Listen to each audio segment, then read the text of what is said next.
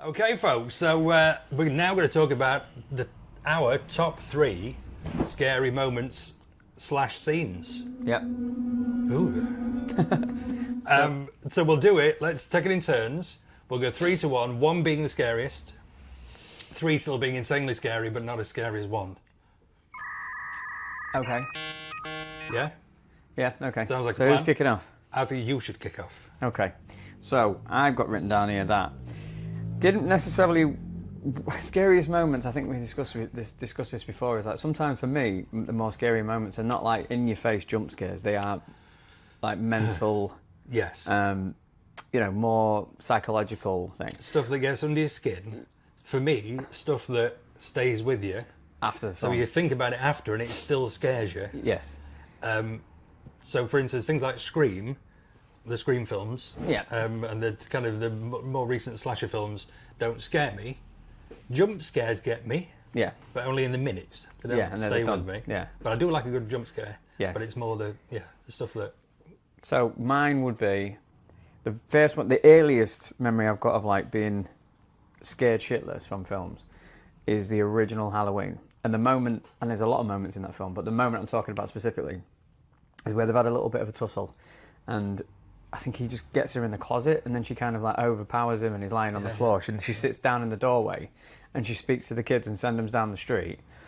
And there's just this shot, which has probably been done 1,000 times since, but bear in mind it was probably one of the first times it's ever been done in that way, with the music as well, is where over her shoulder out of focus, he just leans up, and it's just the way he leans up, and then he turns to the camera, and as he does, you get that dun, dun. Yeah. That for me, when I was growing up, after watching that film, I saw that face everywhere. Turn the lights off, he was in the corner of the room, he was under my bed. Yeah. And that for me is like more scarier than to like moments, you know what I mean? There's something else with that as well, because there isn't like a score that builds up. So often filmmakers let themselves down a bit by feeling like they need to build up a thing. So you're waiting for it. Yeah. Whereas that's one of those kind of creeps up on you kind of things. And the other thing about the score or sound effects on that one is like a lot of the time it was like just him breathing in the mask. Yeah. And just that breathing. Yeah. Once that film was finished, I took that with me. So yeah, Michael Myers, classic, original. Right, okay, that's your number 3. My number 3 is not strictly a horror film. Maybe we'd call it a horror thriller. 7. So the starved man in 7. So they get a tip-off about a guy that's linked with John Doe. You have that brilliant scene, so we're probably going into more than I need to, but that brilliant scene with the SWAT, really well done, where all the SWAT guys jump in the van and they all race to this apartment. So they get there, they go in, there's all the... magic tree? Oh yeah, the air freshener. The air freshener. There's hung everywhere, gazillions of them. Yeah. The SWAT guys go in first. Mills and Somerset, the detectives, they're outside. They get a call from the guy inside. He was a really good actor who was in loads of stuff. I'm going to say John C. McGinley. Yes, he's in it, yeah, that's right. Yeah, he's in the chopper at the end as well. He was in... Scrubs. Was the captain, and he was the captain in Point Break as well, yes. I think. He was annoying in anyway, that. so he shouts back, detectives, you're going to want to take a look at this. So you start to get that feeling that there's something unpleasant. They go in, and this guy's been starved over a period of a year. So already it gets to you. You can almost smell that room. Yeah, they find the photos, and there's a photo for every single day. So there's almost like a flick book, flicking through the guy getting more wizened. And then the bit, if it wasn't scary enough, the bit where the SWAT takes guy... a gasp. Yeah, leans over the guy, takes a gasp, and just fuck me. yeah. That was, Yeah, it got me as well. And I remember seeing that in the cinema. So, God, what year was 7? 95. Bloody hell. Yeah, so I remember seeing that in the cinema. Took a girl on a date. It was a first date. And when we came out after seeing 7, this is no word of a lie, she was sick in the toilets. She was so traumatised by the film 7. So you didn't see her again? I didn't see her again. I can't remember, actually. No, I don't think I did. So the starved man in 7, that's my number 3. We should at some point do a retro 7 review. That would be good. Yes, that would be good, because it is in my top 10. Definitely. So it's always like etched in my memory. Brilliant. I think we're going to have to break thingy here. No, I won't. But my next 2 are actually from I think we discussed it. It's like the lady in white, and then the second one's in the lady in black. Yes. So lady in white, very old, say 80s, early 80s, mid 80s, psychological horror. There's setting the scene to that is, and again, this is a psychological thing. This is not like a jump scare or anything, but setting the scene is that this boy gets trapped or bullied and locked in a closet, and he's there overnight, and witnesses like this ghost approaching and this little girl coming into the same locker, and she's talking to somebody, but you don't see or hear the other person's response because that person is still in the real world. So you're just seeing it, and then this girl gets abused and killed, and this boy sort of sees it happen in ghost form, but then somebody actually comes into the closet. They're looking for something, and he's in the corner like with his eyes with his mask on, and they're looking into the drain and they're looking for something and trying to get it open, and this boy kind of makes a noise, and that gets disturbed, and the shadow sort of like the person grabs hold of him, and then it's like blackout, the kid's in bed. But whilst that was happening, when he was looking for something, he was whistling a tune as he was doing it, which is super creepy, and it's an actual song. I think it's that "Did you ever see a guy walking?" I don't know what the actual song is. Yeah, rings a bell. So he's whistling that during that bit. So then after that, the kid's kind of like obsessed, and he keeps going there, and he sees this happening to this girl, and I think she visits his room as well randomly, but basically he then wants to find out who it is and who done it, and he goes to find out in the drain what the person was looking for, and it was a championship ring from a high school, and it just happened to be his dad's high school. So he goes to look at a book, and he sees his dad in there, and he's just assuming it's his dad. So he's trying to keep away from his dad while he's figuring this out. And his uncle takes him in the woods deer hunting or something like that. And there's just this moment where he gets in the car first, and his uncle starts walking up to the car, and you don't see his uncle's face, you just see his body going around the car, and he starts whistling that tune. That moment for me just like proper got me like, ugh! Do you know what I mean? And it's stuff like that, psychological stuff, really just gets me when people really give a thought to how we can get into people's heads. Yeah. So it's something and nothing. The rest of the film is crazy, and it's a good film. It's got the lady who played the witch from Robin Hood, Prince of Thieves. You know, she plays the witch singer. She's in it, and I don't know why they keep using that woman, but they keep putting a wide-angle lens and their face right into it. She does it again in this film. So, I mean, the whole film's quite scary, particularly for the age of it, and it's just got that really rough retro feel to it. So even if you watched it now, I think it'd stand up. Yeah. But yeah, no, that moment where the whistle comes in, that proper freaked me out as a kid, because I would have watched that again when I was like younger than I probably should have been. Sorry, Mum.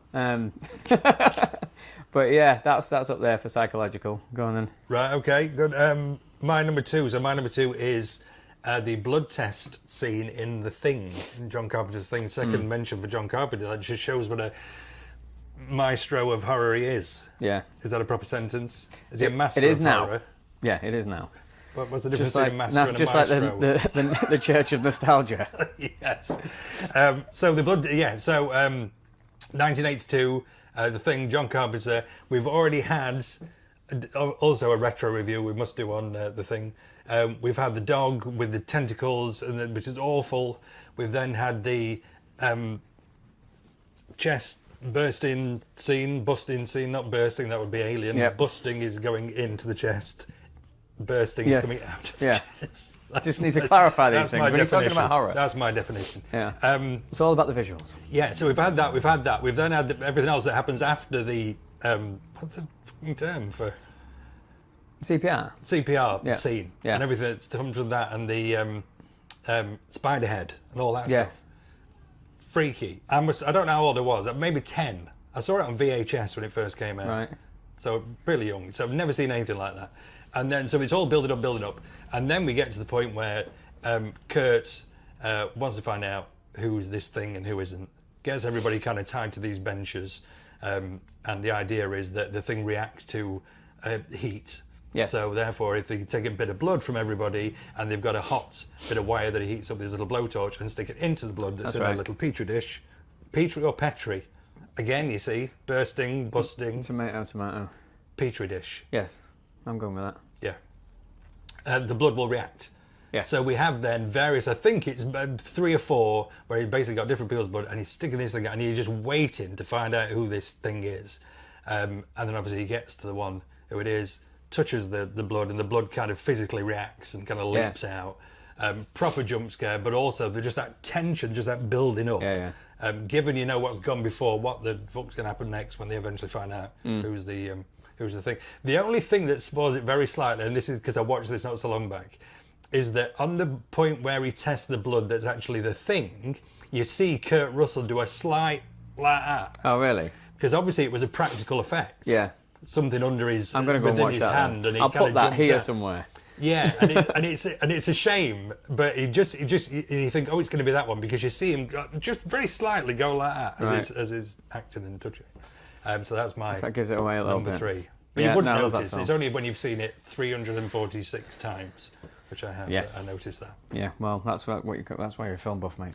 Yeah. So my third one is Lady in Black. Now, this film got a lot of stick because Daniel Radcliffe was playing like an adult, and I think people couldn't sort of get Harry Potter out of their brains. Yeah. He was playing a dad, and he had quite a responsible job. I think he's a detective, or I forget what his actual job is, but he's going to this place which is really eerie. And on that note, the grading and cinematography is fantastic. It's all sort of like really sort of green and dark and moody. But yeah, he's tasked with going to. I think he's going to value this home for, sort of like what's it worth, what's going on with it, all the things inside it. I might be wrong, but I think that's what he's doing. So he ends up in this home on his own. And obviously, there's lots of goings on with this lady in black. But one of them, what I thought was just really creative, is we've seen so many times. You see people like the moments where you do the little spin shot and then you turn around and somebody's there, or somebody's in front of him, or coming behind them. But this particular shot, he goes into a room and there's a rocking chair moving on its own. And he's looking at the rocking chair, and we're seeing it sort of first person from there. But then there's a shot where it's in reverse, and it's looking at him, and the rocking chair is out of focus in the front of it, and it's empty. And there's just a one shot where it comes forward, and she's sat in it. Was not expecting that, because I was expecting somebody behind her. I think I do. I've seen it a couple of times. It was such a good diversion. Yeah. But as jump scares go, that was one of them that really did get me. I was not expecting it at all, because it sets it up so well that there could have been 2 or 3 kind of cliche things that you've seen before, and it's really getting you to look over here and look over here and look over here, and then it just does something fairly simple, but it worked brilliantly. So yeah, that was my third on. Brilliant. Lady in Black. But my number 1 scary scene moment is in The Exorcist 3. Oh, yeah. So 1990. So we'd had The Exorcist. Awesome. We'd have The Exorcist 2, The Heretic, sucked balls, absolute garbage. And then in slips The Exorcist 3, which discounts The Exorcist 2 and follows directly on from the original Exorcist. Right. Good decision, I guess. But yes, and you see this a lot mentioned in kind of retro reviews and stuff, because people get quite cross that it didn't get the credit and respect it deserved, because it is a brilliant film and it kind of got a little bit overlooked. Anyway. So various things are taking place in this hospital. It's too complicated to go into when we have the time. But there is the scariest, in my opinion, the scariest ever scene in this film. And I've drawn this diagram, a diagram, to help me explain why it's so scary. Okay, Tony. I've done it on the back of what was once the punk divider for the record, because I put punk together with mod and ska. Right. In the shop, as where we are. Okay, so come on then, Tony Hart. Sorry. So this is the hospital. Now, it's a long shot. It seems like it lasts about 5, possibly 10 minutes. Probably about 5 minutes. It's not a oneer, but it is focused just on this hospital corridor. This is the corridor. These blacked out areas are hospital rooms. This is the corridor. That is a little reception area here. And there's a little nursey. And then these are 2 security guards here and here. This is the nurse that we're following. Okay, she's moving up the corridor. Now, what happens during this very kind of just static shot of this corridor, imagine it more at that kind of angle, and we're looking down, is that Nursey on reception and the 2 security guards at various times wander off and do things and come back, and it's all very mannered and very slow and paced. So first of all, Nursey's doing her rounds and she hears something and she goes into this room here. In there, we get a jump scare. Not the main scare, it's a jump scare just to catch us off Just guard. a bit of salt and pepper. And we think, oh, that's it. We know something's going to happen. She comes back out of there. By which time, and much time has passed, everybody's gone from here. They've all gone, doing the thing, having the tea, doing the stuff. Okay. So it's just Nursey left in the corridor on her own. She walks up here. She goes, I'll try this room. Walks in there. We're still watching from the outside in the corridor. Nothing happening. Turns the light out. Comes back out. As she walks out of there, with the precision of a surgeon, the director kind of zooms in. There's an awful sound effect, and this possessed older patient comes out behind her with these giant metal shears, and as she's about to cut her head off, we cut to a statue which has a bearing in the rest of the story with no head. Right. But the way it's done is absolutely terrifying. It's not Friedkin, is it? You said it was someone else. No, Friedkin did the original, as we know, and it was Blatty, William Peter Blatty, who wrote The Exorcist, directs The Exorcist 3. Cool. I may be wrong. I'm 99.9% sure on that. Okay, as we normally are. Yeah. Anyway, I hope that was helpful. Can I just say, was I supposed to bring visual aids for mine? No, you weren't. No, I just wanted to because it's such an important, scary moment.